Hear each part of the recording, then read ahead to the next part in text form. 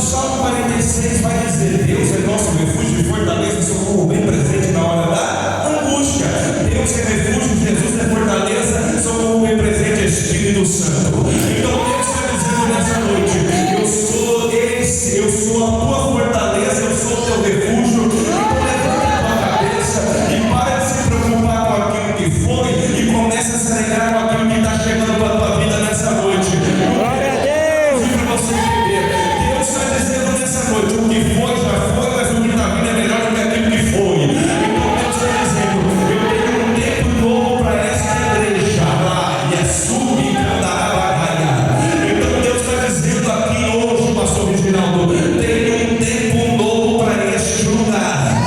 É tempo diferente.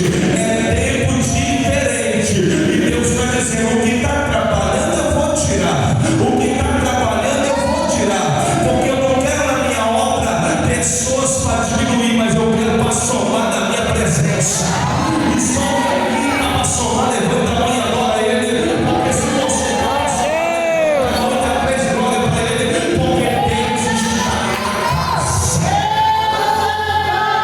Então Deus está dizendo: eu estou olhando para você.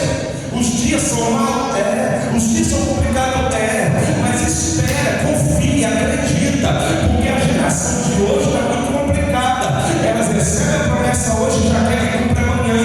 E Deus está dizendo: tudo é o meu tempo, tudo é na minha hora, é do meu jeito e não do teu jeito. Então você tem que entender que vai ter dia mal, vai ter dia de aflição, vai ter tribulação. Jesus nunca disse que ia ser fácil. Jesus dizendo para os seus discípulos, no Evangelho de João, no seu capítulo 16, verso 34,